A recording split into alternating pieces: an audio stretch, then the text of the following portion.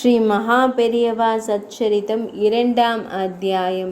அதனால்தான் நான் எப்போதும் கூறுகிறேன், உறங்குவதற்கு முன் நல்ல நினைவுகளையே நினைத்து கொண்டு உறங்கச் செல்ல வேண்டும். பெரியவா கூறினார். பெரியவா காஞ்சி மடத்தில் அருளொளி துலங்க அமர்ந்திருந்தார். அவரை சுற்றி நிறைய அடியவர்கள் குழுமியிருந்தார்கள். காண காண பரவசம் தரும் அவரின் தெய்வீக பொலிவு நிறைந்த திருமுகத்தை மீண்டும் மீண்டும் தரிசிப்பதில் எல்லோருக்கும் ஓர் ஆனந்தம். சிலர் அவரிடம் வாய்விட்டு தங்கள் குறைகளை கூறினார்கள்.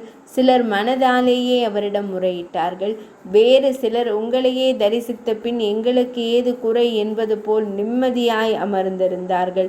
அப்போது ஒரு அடியவர் பெரியவாளிடம் உரிமையோடு கேட்டார். பெரியவா தன் பக்தர்களின் வினாக்களுக்கெல்லாம் மிகுந்த பொறுப்போடு பதில் கூறுகிறவர்தானே? தம்முடைய இந்த வினாவிற்கும் கட்டாயம் பதில் கூறுவார் என்ற எதிர்பார்ப்போடு கேட்டார். சுவாமி, வெளிநாட்டை சேர்ந்தவரான பால் பிரண்டனுக்கு அவர் தங்கியிருந்த உணவகத்தில் நள்ளிரவு காற்று வெளியில் தோன்றி நீங்கள் காட்சி கொடுத்தீர்களாமே, அது பெரியவாளின் நிஜமான தோற்றம்தான், என் மன பிரமையல்ல என்று அவர் புத்தகத்தில் அந்த சம்பவத்தை பதிவு செய்திருக்கிறாராமே. அப்படியானால் இங்கிருந்து கொண்டே இன்னொரு இடத்தில் தங்களால் தோன்ற முடியுமா? இந்த கேள்விக்கு பெரியவா என்ன பதில் கூறப் போகிறார் என்று எல்லோரும் ஆவலோடு காத்திருந்தார்கள். தற்புகழ்ச்சியை முழுவதுமாக துறந்துவிட்டவரும் தன் ஆற்றல்களை ஒருபோதும் பிரகடனப்படுத்தி கொள்ளாதவருமான பெரியவா அந்த கேள்விக்கு பதில் கூறினார். அந்த பதிலை கேட்டு அவரை போன்ற மகானால் அல்லவோ அத்தகைய பதிலை கூற முடியும் என்று அனைவரும் வியப்படைந்து அவரை இருகரம் கூப்பி வணங்கினார்கள். அந்த பதில் என்ன என்று தெரிந்து கொள்வதற்கு முன் அந்த கேள்வியின் பின்னணியை தெரிந்து கொள்ள வேண்டாமா? K.S. வெங்கடரமணி ஒரு எழுத்தாளர். ஆங்கிலம் தமிழ் ஆகிய இரு மொழிகளிலும் எழுதியவர். முருகன் அல்லது உழவன், கந்தன், ஒரு தேசபக்தன் போன்ற நாவல்களால் தமிழ் இலக்கியத்தை அலங்கரித்தவர். சிட்டி, சிவபாத சுந்தரம், வள்ளிக்கண்ணன், கானாசு போன்ற இலக்கிய ஆய்வாளர்கள் இவரது படைப்புகளை விசேஷமாக குறிப்பிட்டு கூறியதுண்டு. ரவீந்திரநாத் தாகூருக்கு அவரிடம் மதிப்புண்டு. தற்கால இலக்கியத்தின் ஒளிவீசும் நட்சத்திரங்களில் ஒருவரான அவர் தேசபக்தி, தெய்வ பக்தி இரண்டிலும் தோய்ந்தவர்.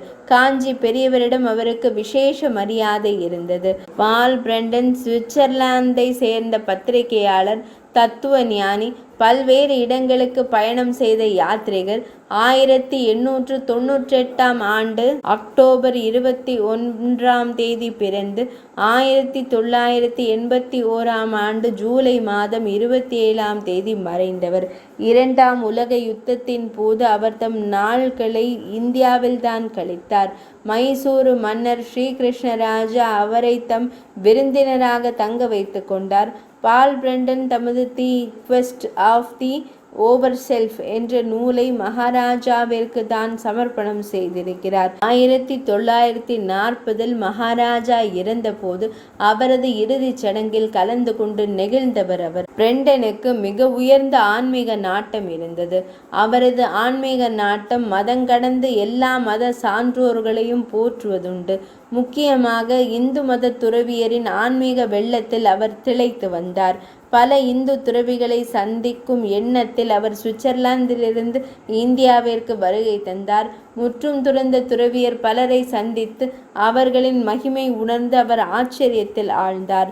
இந்து மதத்தின் சனாதன தர்மம் எத்தகைய அபூர்வமான ஆன்மீக நெறி என்பதை அறிந்து நம் மதத்தின் பால் அளவற்ற மதிப்பும் ஈடுபாடும் கொண்டார். காஞ்சி பெரியவரை குறித்து அவர் கேள்விப்பட்ட விஷயங்கள் அவரை எவ்விதமேனும் என்ற எண்ணத்தை மனதில் தோற்றுவித்தன. பதவியையோ புகழையோ பெரியவா மதிப்பதில்லை. ஏழை பணக்காரர் என்ற வேறுபாட்டை அவர் பார்ப்பதில்லை. பணத்தின் மேல் அவருக்கு ஒரு சிறிதும் நாட்டமில்லை என்றெல்லாம் அவரை குறித்து அறிய அறிய அவரை சந்திக்கும் வேட்கை பிரண்டன் உள்ளத்தில் கொழுந்துவிட்டு எரிய தொடங்கியது. ஆனால் எவ்விதம் சந்திப்பது? யாராவது அறிமுகப்படுத்த வேண்டுமே. வெளிதேசத்தவரை மடாதிபதியான அவர் சந்திப்பாரா? முன்னரே தமக்கு நன்கு தெரிந்தவரும் எழுத்தாளரும் நல்ல ஆங்கில புலமை உடையோருமான K.S. வெங்கடரமணியை இதன் பொருட்டு அவர் அணுகினார். பால் பிரண்டனின் ஆன்மீக தாகத்தை உணர்ந்திருந்த வெங்கடரமணி அவரை பெரியவாளிடம் அழைத்து செல்ல மகிழ்ச்சியோடு ஒப்புக்கொண்டார். 1939 ஜனவரியில் ஒரு நாள், ஆம், பால் பிரண்டன் பெரியவாளை சந்திக்கும் அந்த நாள் வந்தது. பெரியவா செங்கல்பட்டில் முகாமிட்டிருந்த காலம். பால் பிரண்டனுடன் சென்னையிலிருந்து செங்கல்பட்டு சென்றார் KS வெங்கடரமணி. பெரியவாளிடம் பால் பிரண்டனது ஆன்மீக வேட்கையை எடுத்து கூறி அறிமுகப்படுத்தி வைத்தார். பெரியவா அந்த வெளிதேச மனிதரை கனிவோடு கண்டார். உலகளாவிய ஆன்மீகத்திற்கு எல்லையே கிடையாது என்கிற போது தேச வேறுபாடு எங்கே வந்தது? மத வேறுபாட்டை கூட சுவாமிகள் பொருட்படுத்தியதே இல்லையே. அவரவரும் அவர் மத அனுஷ்டானங்களில் ஈடுபட்டு நிம்மதி காண வேண்டும் என்பதல்லவா பெரியவாளின் உபதேசம். காஞ்சி மடத்தின் அருகே உள்ள மசூதியிலிருந்து மாலை நேரம் தொழுகை ஒலி கேட்கும்போது அது இறைவனை தனக்கு நினைவுபடுத்துவதாகவும், எனவே அந்த ஒலியை தடுக்க வேண்டாம் என்றும் அறிவுறுத்திய மெய்ஞானி அல்லவா அவர். பெரியவாளின் அருள் பார்வை அப்படியே பால் பிரண்டனின் உள்ளத்தை கொள்ளை கொண்டது. அந்த தெய்வீக மனிதரின் சன்னதியில் பெரும் சாந்தியை உணர்ந்தது அவர் உள்ளம்.